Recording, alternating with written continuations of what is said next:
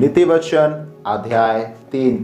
हे मेरे पुत्र, मेरी शिक्षा को ना भूलना, अपने हृदय में मेरी आज्ञाओं को रखे रहना, क्योंकि ऐसा करने से तेरी आयु बढ़ेगी और तू अधिक कुशल से रहेगा।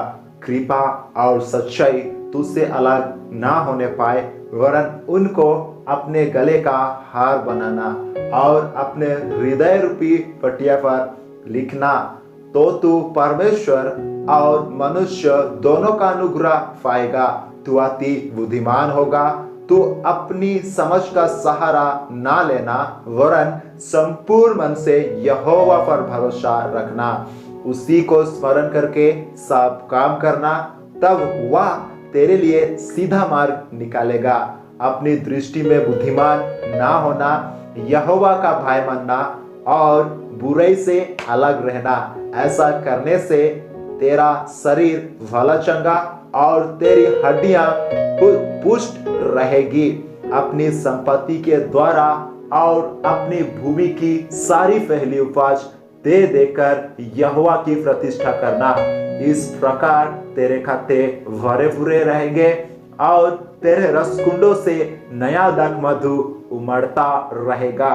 हे मेरे पुत्र, यहोवा की शिक्षा से मुंह ना मोड़ना, और जब वह तुझे डांटे तब तू बुरा ना मानना, क्योंकि यहोवा जिससे प्रेम रखता है उसको डांटता है, जैसे कि बाप उस बेटे को जिसे वह अधिक चाहता है।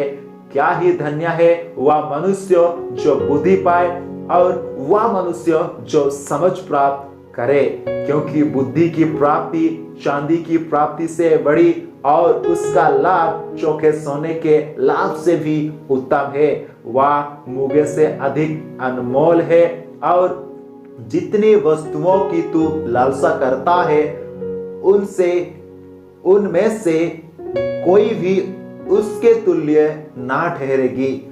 उसके दाहिने हाथ में दीर्घायु और उसके बाएं हाथ में धन और महिमा है। उसके मार्ग आनंददायक है और उसके सब मार्ग कुशल के हैं। जो बुद्धि को ग्रहण कर लेते हैं उनके लिए वह जीवन का वृक्ष बनती है, और जो उसको पकड़े रहते हैं वह धन्य है। यहोवा ने पृथ्वी की नींव बुद्धि ही से डली और स्वर्ग को समझ ही के द्वारा स्थिर किया। उसी के ज्ञान के द्वारा गहरे सागर फूट निकले और आकाश मंडल से ओस टपकती है। हे मेरे पुत्रों, ये बातें तेरी दृष्टि की ओट में ना होने पाए। खरी बुद्धि और विवेक की रक्षा कर, तब इनसे तुझे जीवन मिलेगा और ये तेरे गले का हार बनेंगे। तब तू अपने मार्ग पर निडर चलेगा और तेरे पांव में ठेस ना लगेगी। जब तू लेटेगा तब भय ना खाएगा, जब तू लेटेगा तब सुख की नींद आएगी। अचानक आने वाले भय से ना डरना, और जब दुष्टों पर विपत्ति आ पड़े तब ना घबराना, क्योंकि यहोवा तुझे सहारा दिया करेगा और तेरे पांव को फंदे में फंसने ना देगा। जिसका भला करना चाहिए, यदि तुझ में शक्ति रहे तो उसका भला करने से ना रुकना। यदि तेरे पास देने को कुछ हो तो अपने पड़ोसी से ना कहना कि जा कल फिर आना, कल मैं तुझे दूंगा।